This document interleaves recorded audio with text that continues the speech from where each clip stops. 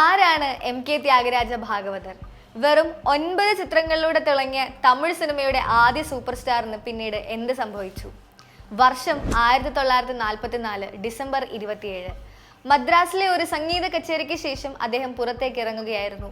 അദ്ദേഹത്തിന് ചുറ്റും ആരാധകർ തടിച്ചുകൂടിയിട്ടുണ്ടായിരുന്നു. പെട്ടെന്ന് ഒരു പോലീസുകാരൻ വന്ന് അദ്ദേഹത്തിന്റെ ചെവിയിൽ മെല്ലെ പറഞ്ഞു, "sorry sir, you are under arrest." പെട്ടെന്ന് ഭാഗവതർ ഒന്ന് ഞെട്ടി. പോലീസ് ഭാഗവതറിനെ ജീപ്പിൽ കയറ്റിക്കൊണ്ടുപോയി.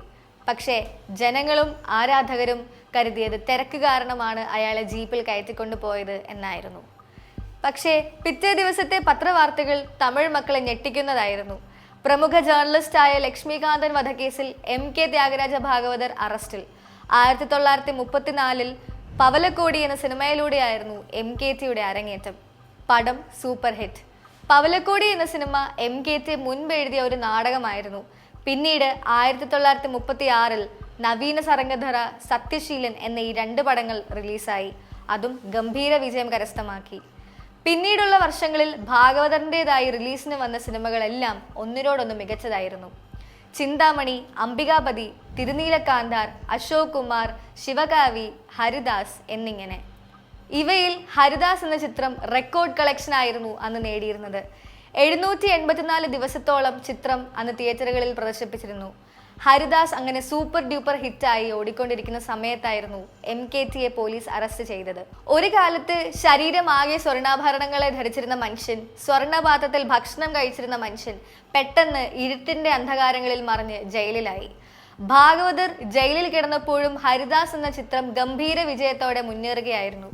47 ജയിൽ മോചിതനായ ഭാഗവതർ ഹരിദാസ് പോലെ ഒരു ഹിറ്റ് ചിത്രം ചെയ്ത് തൻ്റെ അഭിനയ ജീവിതം എന്നേക്കുമായി അവസാനിപ്പിക്കാനായിരുന്നു തീരുമാനിച്ചിരുന്നത്. അങ്ങനെ തൊട്ടടുത്ത വർഷം 48 രാജ്മുക്തി എന്നൊരു ചിത്രം റിലീസായി. ഹരിദാസിന്റെ ഗംഭീര വിജയത്തിന് ശേഷം വരുന്ന അടുത്ത ചിത്രം എന്നും ഭാഗവതർ ജയിൽ മോചിതനായതിനു ശേഷം അഭിനയിക്കുന്ന ആദ്യ സിനിമ എന്ന പേരിലും രാജമുക്തി വാർത്താ പ്രാധാന്യം നേടിയിരുന്നു. പക്ഷേ ചിത്രം തിയേറ്ററുകളിൽ വൻ പരാജയമായിരുന്നു നേടിയിരുന്നത്.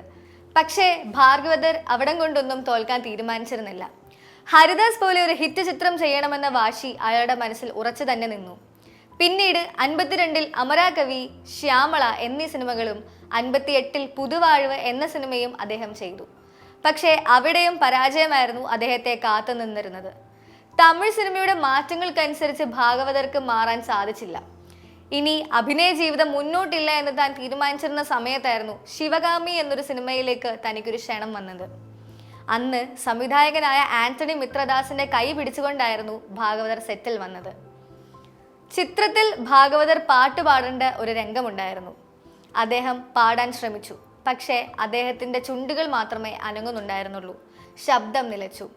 സെറ്റിൽ നിന്ന് ഇറങ്ങി അദ്ദേഹം കുറച്ച് മുമ്പോട്ട് നടന്നു. എന്നിട്ട് ആ സിനിമാ യൂണിറ്റിനെ തിരിഞ്ഞു നോക്കി കൈ തൊഴുതു. സിനിമ തന്നതെല്ലാം സിനിമ തന്നെ തിരിച്ചെടുത്തു എന്ന് അദ്ദേഹത്തിന് മനസ്സിലായി. തമിഴ് സിനിമയുടെ ആദ്യ സൂപ്പർ താരം ആ സിനിമാ സെറ്റിൽ കൈ തൊഴുതുകൊണ്ട് തന്റെ സിനിമാ ലോകത്തോട് എന്നേക്കുമായി വിട പറയുകയായിരുന്നു. ഇപ്പോഴിതാ വർഷങ്ങൾക്ക് ശേഷം MKTയുടെ കഥാസാഹചര്യവും പശ്ചാത്തലവും എല്ലാം സിനിമയാകാൻ പോകുന്നു. സ്പിരിറ്റ് മീഡിയയുടെയും വെയ്ഫെയർ ഫിലിംസിന്റെയും ബാനറിൽ വരുന്ന ഈ സിനിമയുടെ സംവിധാനം സെൽവമണി സെൽവരാജ് ആണ്. ഛായാഗ്രഹണം ഡാനി സാഞ്ചസ് ലോപ്പസും. ചാനു ചന്ദാർ ആണ് ഈ സിനിമയുടെ സംഗീതം. ചിത്രത്തിൽ ദുൽഖറിന് പുറമെ P. സമുദ്രകനി, ഭാഗ്യശ്രീ ബോർസെ എന്നിവരും പ്രധാന കഥാപാത്രങ്ങളായി അവതരിപ്പിക്കുന്നുണ്ട്.